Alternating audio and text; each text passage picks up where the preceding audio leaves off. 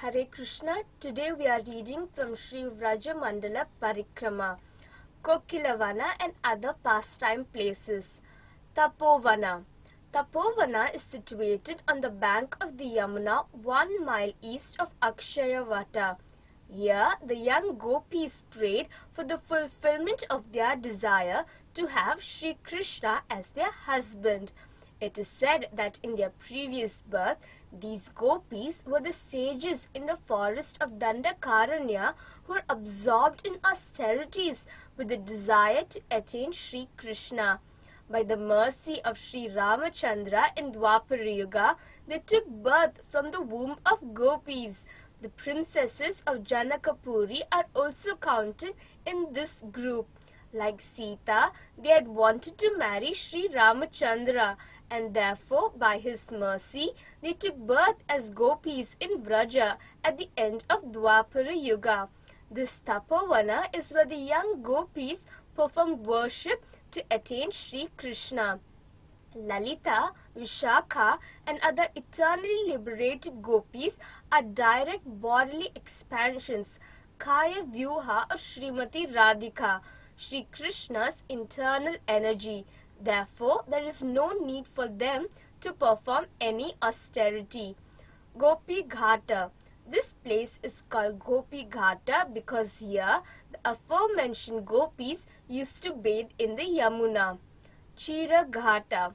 This pastime place lies 2 miles west of Akshayavata. The young gopis had worshipped Katyayani Devi regularly for 1 month, observing all the vows to attain Sri Krishna as their husband. At the end of their vow, Sri Krishna, along with some Priya Narmisakhas, stole the gopis' clothes and gave them the benediction that their desire would be fulfilled. The temple of Katyayani Devi is situated here on the bank of the Yamuna. The present name of this village is Siyaro. Nanda Ghata. Nanda Ghata is situated 2 miles south of Gopi Ghata and 1 mile southeast of Akshayavata. Once Maharaja Nanda performed an Ekadashi Vrata and took his bath here on Dwadashi night. This was an inauspicious time to bathe, and therefore the servants of Varuna captured him and brought him before their master. News of Maharaja Nanda's disappearance in the Yamuna so distressed the Vrajavasis that, upon seeing their crying, Sri Krishna and Balarama went to Varuna Loka to look for him. When Varuna Deva saw Krishna before him, he offered prayers to Krishna and glorified him.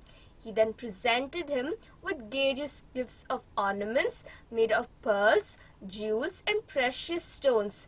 He begged Krishna to forgive him for arresting Nanda Baba.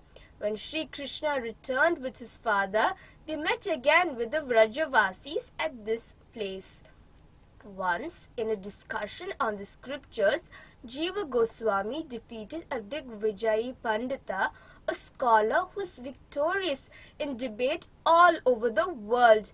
This scholar had wanted to edit the writings of Sri Rupa Goswami, but the young Jiva Goswami was unable to tolerate this and defeated him at the Yamuna in Vrindavana.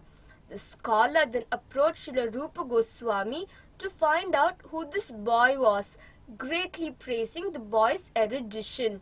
With great humility, Srila Rupa Goswami said, "He is my brother's son as well as my disciple." Understanding that Jiva had debated with the scholar, Srila Rupa Goswami addressed Jiva as soon as the scholar had gone. "Jiva, could you not even tolerate an event as insignificant as this?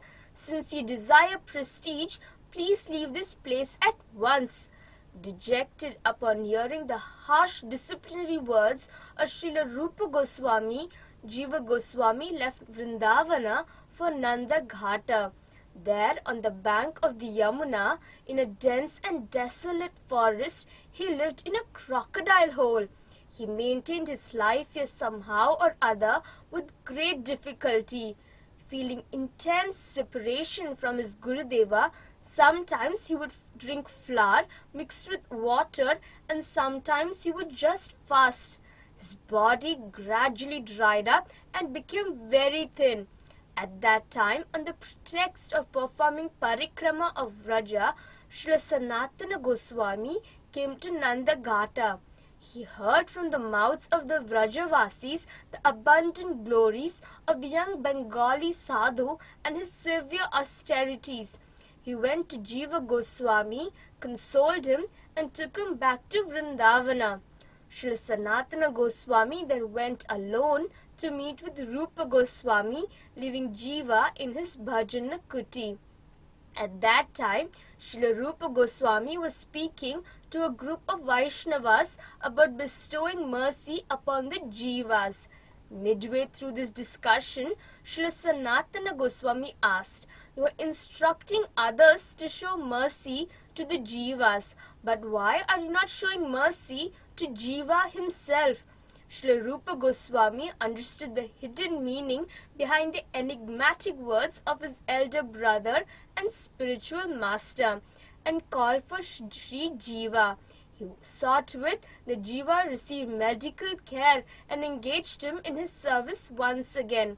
It was while he was living in Nandagata that Sri Jiva Goswami composed his famous work known as the Sad Sandarbhas. Even today, the place where Jiva Goswami lived is known as Jiva Goswami's cave. Bhaya or Bhayagaon. Seeing the servants of Varuna, Sri Nanda Maharaja became fearful. Bhaya Bhita. In memory of this, Vajranabha named this village Bhayagaon. This village lies close to Nandagata. Gangrali. Gangrali is situated 2 miles south and slightly east of Chiraghata. It also lies 2 miles north of Bhayagaon.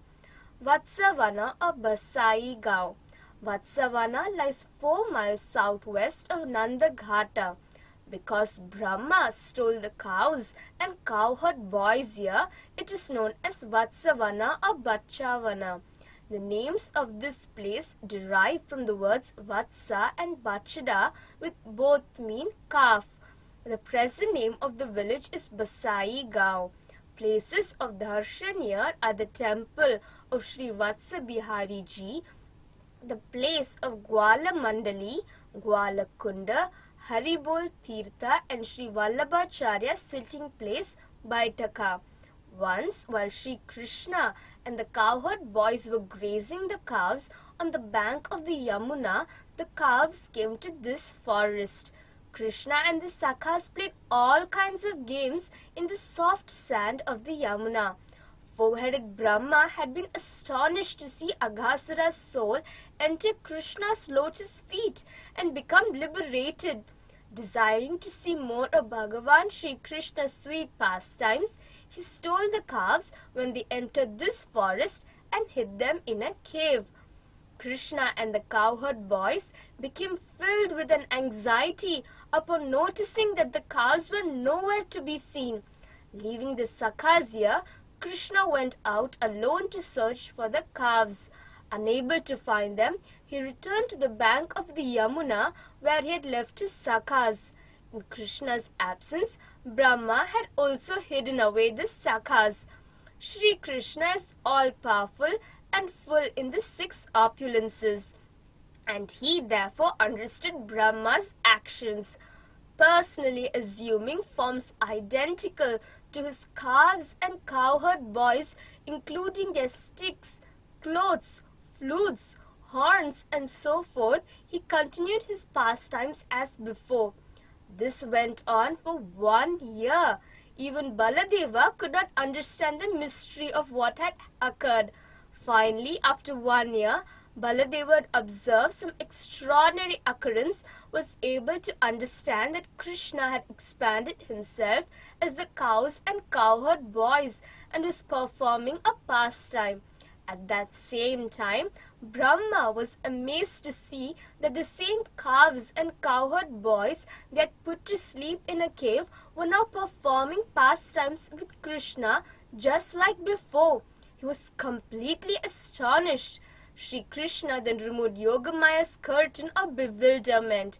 When Brahma realized the supreme godliness, Bhagavata of Sri Krishna and saw his astounding activities, he offered prostrated obeisances at his lotus feet and began to recite prayers and glorify him. Brahma prayed to take birth in Vraja Gokula and to bathe in its dust. Thank you. Hare Krishna.